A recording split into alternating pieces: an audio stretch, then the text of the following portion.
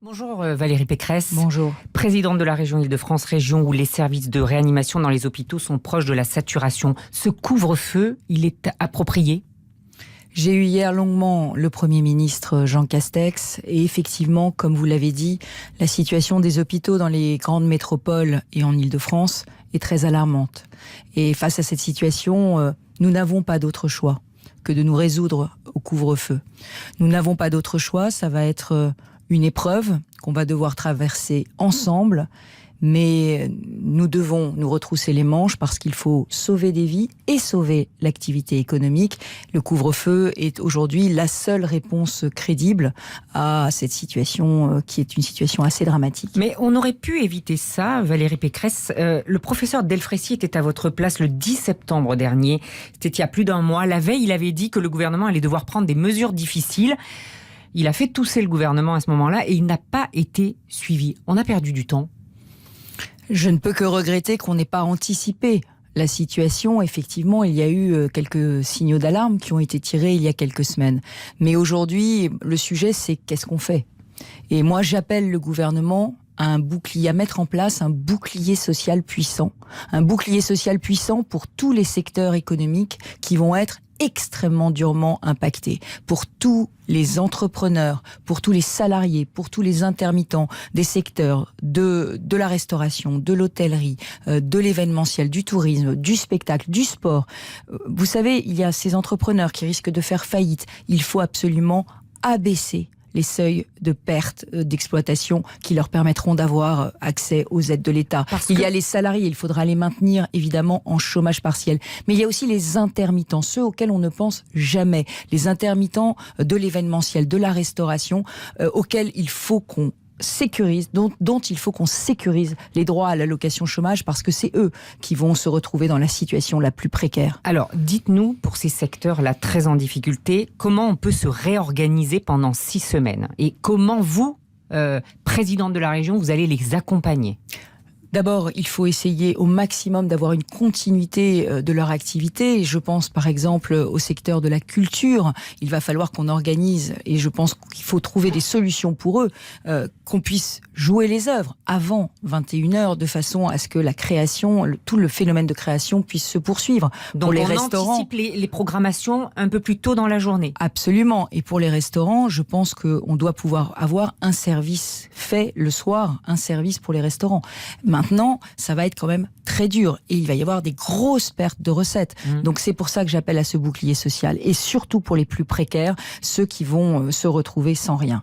Est-ce que les entreprises doivent aménager leurs horaires justement pour permettre aux franciliens de sortir, d'aller au restaurant un peu plus tôt, d'aller au cinéma un peu plus tôt ? Alors s'agissant des administrations qui malheureusement sont quand même à la traîne et s'agissant des entreprises, j'appelle à nouveau massivement au télétravail. Vous le savez, le télétravail, ça permet de limiter les déplacements et limiter la circulation du virus. Massivement, ça veut dire quoi ? Ça veut dire 3 jours par semaine au moins. C'est ce que nous avons fait à la région. Ça permet vraiment d'avoir moins de circulation du virus, moins de circulation des personnes. Et j'appelle aussi au lissage des heures de pointe. Vous savez que c'est mon combat. C'est de pouvoir arriver plus tôt le matin ou un peu plus tard dans la matinée, de façon à ce que les flux se répartissent mieux dans les transports en commun. Revenons sur les aspects économiques. Vous les avez un peu évoqués tout à l'heure. Vous allez demander au gouvernement d'augmenter le fonds de solidarité. Je crois qu'aujourd'hui, c'est 10 000 euros par mois. Les discothèques peuvent aller jusqu'à 15 000 euros. Est-ce que ça, c'est indispensable ? D'abord, il faut faciliter l'accès à ce fonds de solidarité pour tous les secteurs que je viens de citer, qui vont être très très durement touchés, et pas que pendant 6 semaines, parce que vous le savez bien, les touristes ne reviendront pas en Île-de-France et nous allons avoir, comme d'habitude, des Français qui vont partir en vacances, mais certainement ailleurs que dans les métropoles. Donc il faut faciliter l'accès à ces fonds de solidarité, les augmenter si besoin et vraiment faire un filet de protection pour tous les Français qui travaillent dans ces secteurs. C'est eux les secteurs les plus impactés par la crise. La prise en charge du chômage partiel, elle est déjà à 100%. Hein. Donc ça va se poursuivre. Il faut poursuivre le chômage partiel toute la durée des mesures de restriction et il faut s'occuper des intermittents. Les intermittents... Alors vous insistez, pourquoi ? Il y a déjà eu des aides pour les intermittents. Pour les intermittents du spectacle, on a neutralisé neutraliser les périodes de confinement. Mais on ne l'a pas fait pour les intermittents de l'événementiel, les intermittents de la restauration. Or, vous le savez, ce tous qu'on les appelle salons... les intérimaires. Non, ils ont un statut d'intermittent de l'événementiel, de la restauration. Ils ont été sortis au moment de la réforme des intermittents du spectacle, de l'intermittence proprement parlée. Ils sont aujourd'hui au régime général, mais avec un statut très précaire, des contrats à durée déterminée d'usage. Valérie Pécresse, est-ce que la région va remettre au pot ? Absolument. La région sera au rendez-vous. Nous allons augmenter notre fonds résilience. Vous savez, ce fonds résilience, c'est un fonds pour les très petites entreprises, pour les indépendants.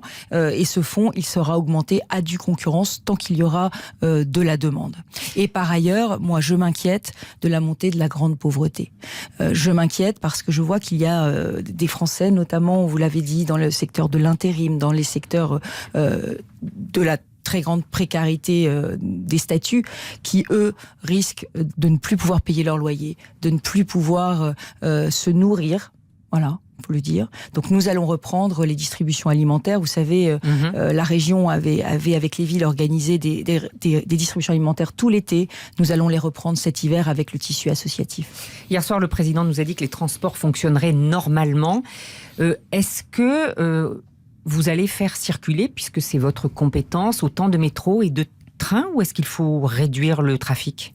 Alors, nous allons évidemment maintenir tous les transports ouverts, parce que malgré le couvre-feu, il y aura évidemment beaucoup de Français qui vont se rendre au travail, qui travaillent la nuit, qui travaillent en horaire décalé, ne serait-ce que les personnels soignants. Donc bien sûr, nous maintiendrons les transports ouverts. Après, nous apprécierons, en fonction de la fréquentation, de la jauge et des impératifs du couvre-feu, comment nous adaptons le service. Donc vous allez attendre que ce couvre-feu se mette en place pour voir s'il faut réduire ou pas, fermer des stations ou pas ? Absolument, ça sera en fonction aussi de la réussite de ce couvre-feu, parce qu'il va falloir le faire respecter, et ce ne sera pas forcément très facile. Valérie Pécresse, les jeunes sont les principales cibles, dans le sens où le virus circule beaucoup entre eux.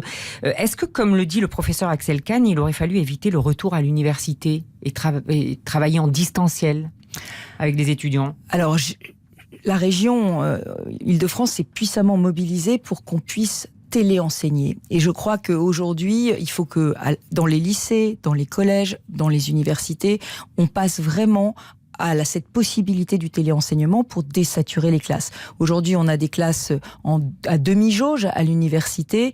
Il me semble que pour tous ces jeunes, c'est quand même dur de ne pas pouvoir se lier d'amitié avec des camarades de classe, de ne pas pouvoir avoir contact direct avec leurs professeurs.